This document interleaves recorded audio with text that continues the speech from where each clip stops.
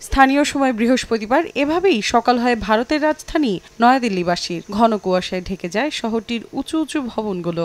দৃষ্টিসীমা ঝাপসা হওয়ায় দিনের বেলায়ও গাড়িগুলোকে চলতে হয় হেডলাইট জ্বালিয়ে। একই দিন ভোরে বৃষ্টিপাতের কারণে শীতের তীব্রতা আরও বেড়ে গেছে বলে জানিয়েছেন ভুক্তভোগীরা।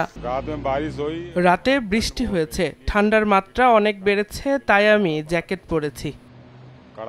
তীব্র শৈত্যপ্রবাহে চরম বিপাকে পড়ে দেশটির উত্তরাঞ্চলের বাসিন্দারা। ব্যাহত হয় ট্রেন ও বিমান চলাচল। এতে চরম দুর্ভোগে পড়েছেন যাত্রীরা।